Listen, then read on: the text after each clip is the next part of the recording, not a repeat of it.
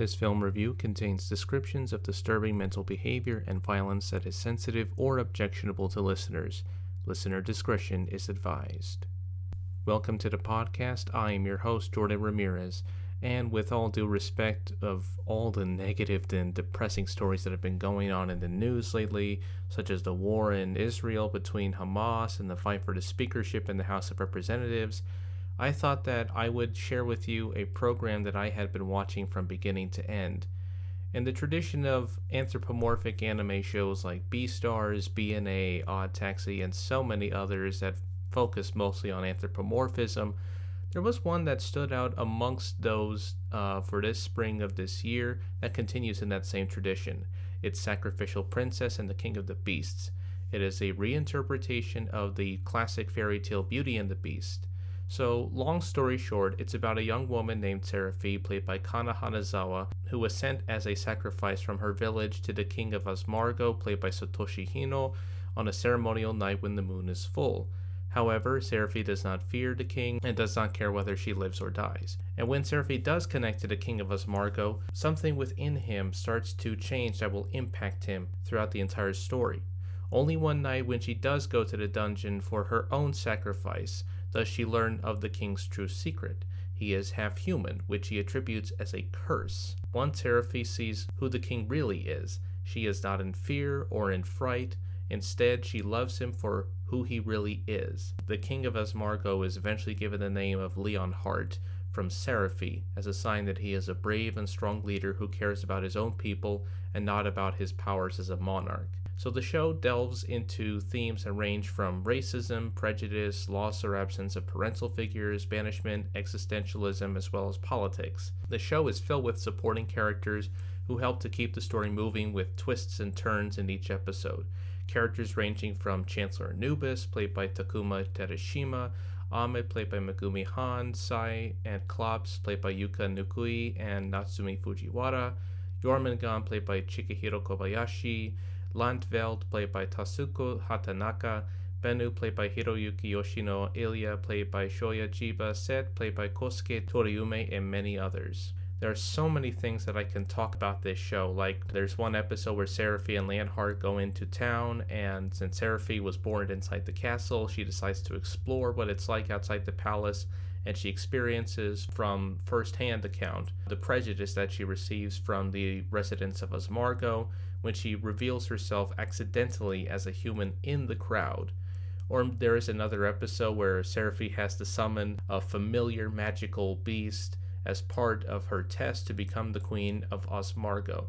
So I praise the cast, the direction, the writing, the animation for bringing this amazing animated series adapted from Yu Tomofuji's amazing manga to television. So that's just something that I wanted to share with you guys. And so without further ado, today's film review is Antichrist, followed by my segment Allow Me to Explain. And now, as they say, on with the show.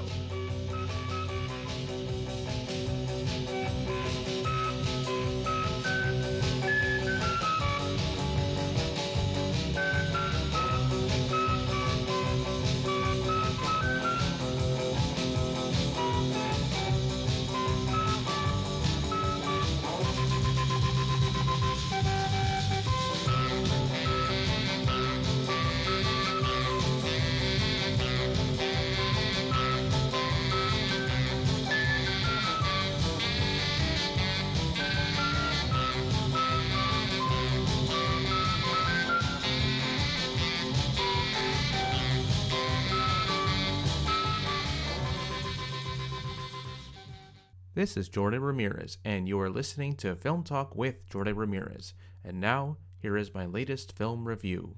My film review for this episode is Antichrist, released in 2009, directed by Lars von Trier, starring Willem Dafoe and Charlotte Gainsbourg. Here is the synopsis of the film. After the death of their infant son Nick, the couple, he, played by Willem Dafoe, and she, played by Charlotte Gainsbourg, travel to a cabin in the woods to cure her phobia/fears. Once in the woods, the husband discovers more than meets the eye. As he starts to uncover the dark secrets about his wife, things start to head south. He starts to become frightened, and she starts to exhibit her sadomasochistic, violent sexual nature that goes too far. What do I think of this film? To be honest, the film was mixed for me, like 50-50 to be honest. On the one hand, the film does attempt to present itself as a horror film. On the other hand, the film also does border between sexual and physical violence with erotica. While sexuality in film is supposed to be presented as a beautiful thing that is done in an artistic way, this film presents sexuality in both a light and a dark tone that is both beautiful and frighteningly disturbing to watch. The structure of the film in terms of its story was like watching a play or reading a novel, since it is separated by a prologue, 4 chapters, and an epilogue to even the structure. The chapters related to the motifs that were seen at the beginning of the film, pain, grief, and despair, was originally in the form of 3 toy soldiers, now in the form of 3 animals, the fox, the deer, and the crow as the 3 beggars. The film's hyperrealism factor is so intense that there are moments whether you cannot tell whether the acting between Dafoe and Gainsbourg are real or beyond real. Dafoe's performance is amazing to watch, since he is trying to help his wife in the film to figure out what is the source of her fear and to confront it head on, while Gainsbourg's performance feels so intense and disturbingly graphic that it captures her mental and physical nature of her character's hyper and bizarre behavior as the film progresses. The cinematography in terms of the style and storytelling approach does make the viewer feel somewhat confused and feeling like they have whiplash, going from a documentary style approach to a linear narrative and super slow motion that goes up to 1,000 frames per second with digital cameras like Red, for instance. For example, he and she are on a train heading to the woods. The camera movement starts off as documentary style. Then the camera remains static and is now in control as it pushes to her face, and we now see a shift in the style of the camera movement. As her eyes are closed and he tells her what she sees going to Eden, she is now in slow motion while describing her trip. Watching this film from beginning to end, there was no traditional jump scare or musical motifs found in the background of the film that would indicate the traditional horror tropes. Instead, the film went in an entirely different direction by using natural sounds manipulated by a computer to evoke a darker or more sinister sound or music track that makes the viewer feel discomforting or pressured. In terms of the message of the film, it felt mixed to me. The film presents itself as a story about a woman who read too much into the history throughout the centuries about what women went through, whether it was murder, rape, humiliation, physical violence, etc., accusing them of being associated with Satanism or devil worshipping. Therefore, in her mindset, it is not the woman herself that makes her decision about her own body, but nature within that does it, only prompting her husband to argue that this is simply not true, since her original thesis was supposed to be against this argument, and instead she embraces it, which results in physical body harm, such as a few instances of physical beating and genital mutilation between herself and her husband. Watching this film, I thought that this was a film that was not misogynistic, but that the viewer who can be manipulated would believe that the actions within the film are misogynistic from the female lead character. The idea for this film began in 2006, while Lars von Trier was being hospitalized for depression. Originally, he conceived the story as a horror film. In his own words, it allowed for a lot of very, very strange images. He watched some Japanese horror films like Ring and Dark Water as an inspiration. Another inspiration that he drew from was a documentary about the original forests of Europe. The documentary portrayed the forests as a place of great pain and suffering as the different species tried to kill and eat each other. Von Trier said, "At the same time that we hang it on our walls over the fireplace or whatever, it represents pure hell." The title was the first thing that was written. The film was originally scheduled for production in 2005, but the executive producer of the project, Peter Albeck Jensen, accidentally revealed the film's surprising plot twist, in which the Earth was created by Satan and not God. In response, von Trier delayed the shoot and decided to rewrite the entire script. Lars von Trier in 2007 announced that he was suffering from depression and said that it was possible that he would never make another film. Von Trier told the Danish newspaper Politiken, "I assume that Antichrist will be my next film, but right now I don't know." His post-depression version of the script was a written exercise for von Trier to see if he had been fully recovered to go back to work again. He also made a reference to August Strindberg's autobiographical book Inferno as a comparison with his writing difficulties under mental issues. Was Antichrist my Inferno crisis? Lars von Trier recruited some names to help assist him during the writing process. Danish writer-directors Peter Fly and Nicolaj Arcel were the script consultants, and Anders Thomas Jensen was the story supervisor. The other credits for the writing process were dedicated to the fields of misogyny, anxiety, horror films, and theology. Production for the film was led by von Trier's production company in Copenhagen named Zentropa. The co-production companies were Filmi Vost from Sweden, Lucky Red from Italy, and the production companies from France, Liberator Productions, Slot Machine, and Art France. The contributions for the film was provided by the Danish Film Institute for a financial support of $1.5 million, and Filmstiftung Northern Westfalen in Germany with $1.3 million. The total was around $11 million. For the graphic and violent scenes in the film, the props were made by the company Soda APS, and were made in the workshop in Nørrebro, Copenhagen, and Denmark. These include a cast of Willem Dafoe's leg, the body double's genitalia, and a plastic stillborn baby deer used in the first chapter. Czech animal trainer Ota Bears was hired early in the pre-production process and given specific instructions of what tasks the animals must be able to perform in the film. He previously collaborated with a few of the crew members in the 2005 film Adam's Apples. For the role of the leading character, in the film, Lars von Trier cast Willem Dafoe. Dafoe was previously cast in von Trier's film Manderley from 2005. Dafoe later received the script for Antichrist and was told that von Trier's wife was skeptical that Dafoe would play such an extreme role. Dafoe accepted and said, "I think the dark stuff, the unspoken stuff, is more potent for an actor.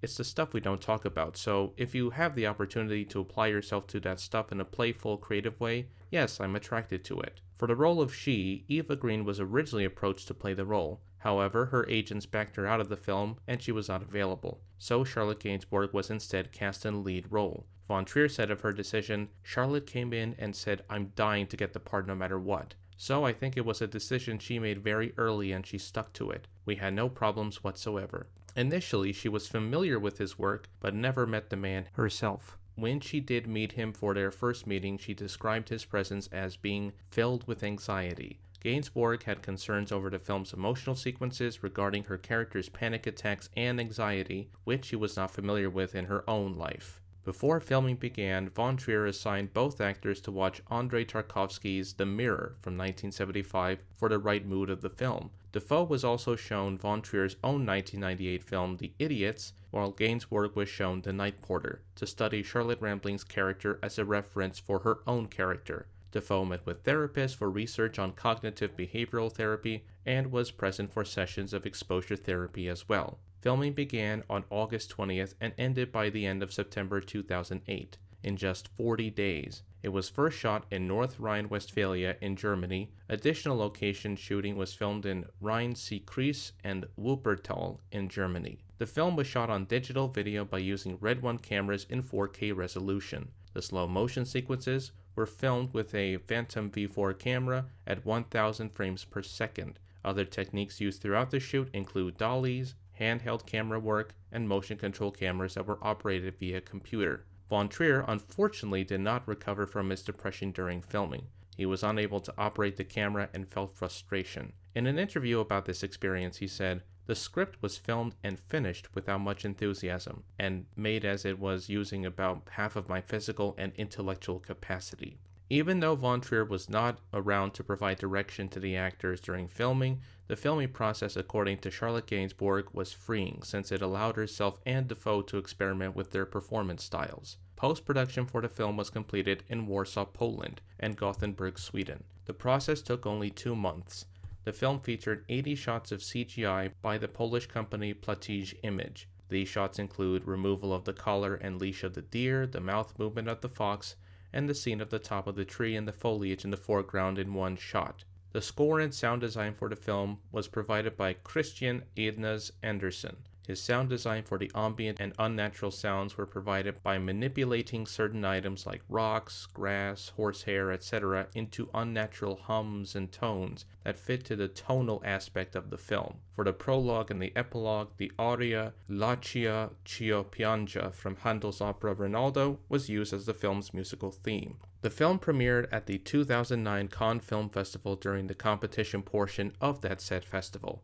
It received a polarized response from both the audience and critics, including walkouts and at least a few people fainting due to the film's graphic violence. At a press conference for the film, Von Trier made a statement in response to the Daily Mail reporter asking why he made the film. "I find this question very strange since I consider the audience as my guests, not the other way around." Von Trier also proclaimed himself to be the greatest director in the world. While the film received the Best Actress award for Charlotte Gainsbourg, it also received an anti-award, since the film was declared the most misogynist movie from the self-proclaimed biggest director in the world. The film was given a limited release in the United States without a rating on October 23, 2009, and was picked up for distribution by IFC Films. The film was an instant hit back in Denmark with both critics and audiences. However, in the United States, the film was met with a polarized reaction, mostly from critics. However, John Waters for Artforum magazine added this film as one of his top 10 favorite films of 2009, saying, "If Ingmar Bergman had committed suicide, gone to hell, and come back to Earth to direct an exploitation art film for drive-ins, this is the movie he would have made." To summarize it all up, this is not a film that I would recommend. It is instead an artistic film about nature, religion, sexuality, and violence, as well as mental health.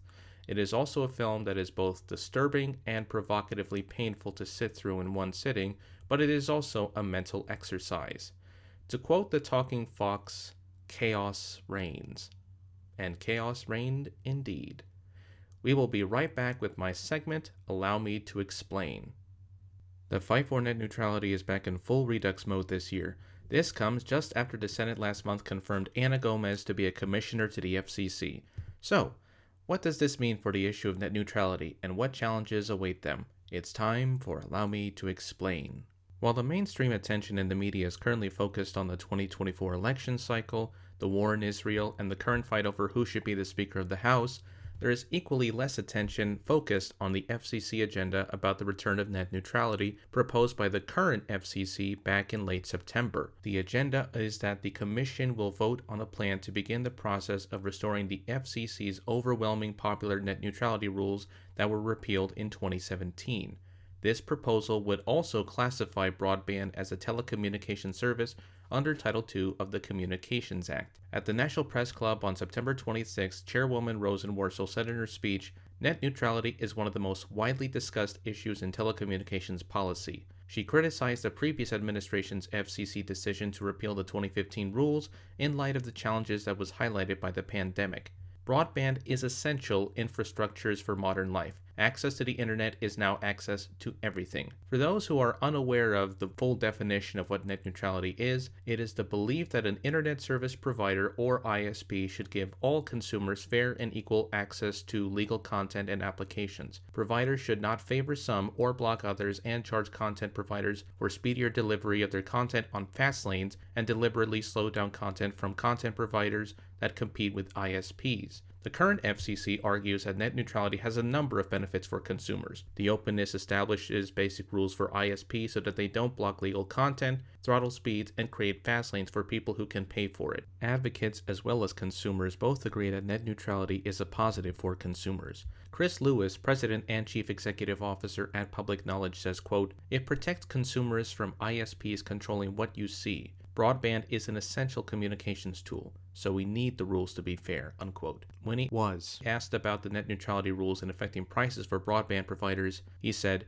"While these sites already pay for internet access, broadband providers want to charge an additional user fee that is passed on to consumers. With net neutrality, that fee is prohibited. The savings are indirect, but they're real," end quote. Net neutrality is also important for the infrastructure of the internet. Mallory Nodal, Chief Technology Officer of the Center of Democracy and Technology, stated, quote, "Old broadband network wires need replacing, and ISPs haven't done a great job maintaining the infrastructure or building it out in an equitable way. It has led to a dirt road effect, where low-income subscribers end up with deprioritized traffic or a non-functional internet," end quote. When asked about whether net neutrality will help in regards to broadband structure needing work, Nodal replied, quote, "Only abstractedly. If net neutrality prevents profit making off of preferential treatment and innovation in traffic shaping, then perhaps it follows that they would put efforts elsewhere, namely into maintenance and building out of the network. In any case, the latter has far greater benefits to consumers," end quote.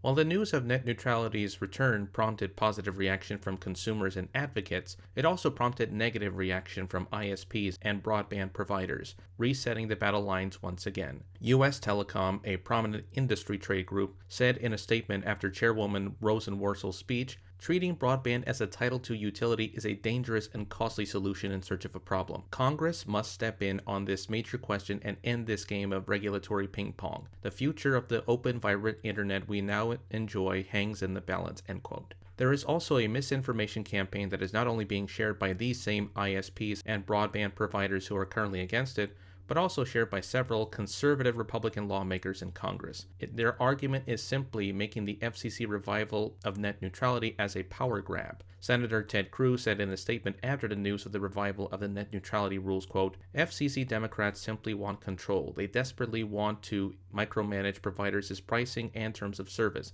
and collect billions in new USF taxes at the expense of investment, economic growth, and consumer choice." It is a talking point that has been used by ISP lobbyists in Congress. It also prompted discussion that should the FCC bring back the net neutrality rules, that it would be brought up again to the U.S. Supreme Court's conservative justices who could kneecap the agency, which has been a goal for conservatives in D.C. In the meantime, since I am a supporter of net neutrality, I do have some good news to share. The FCC had already voted this week on October 19th and advanced the draft rules for the revival of net neutrality in their open meeting. Next, once the FCC agency votes on moving forward with the proposed rules for net neutrality, we move on to the next step, which is the comment and reply period that will last from December of this year until spring of next year. The dates are December 14th, 2023 and January 17th, 2024 for the comment and reply dates, with the final piece of legislation being unveiled sometime during the spring of next year. As far as I am concerned, this is one of the few positive stories that I thought that I would get to share with you today. For anyone who wants to learn more information about this,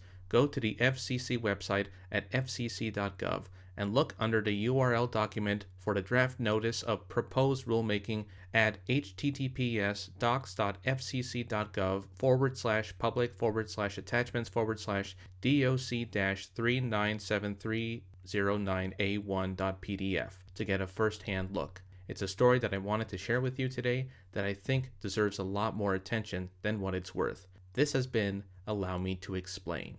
On the next episode of Film Talk with Jordan Ramirez, it's a Jordan Ramirez minisode. Jordan Ramirez recommends Fearless, directed by Peter Weir, starring Jeff Bridges, Isabella Rossellini, Rosie Perez, John Turturro, and Benicio del Toro.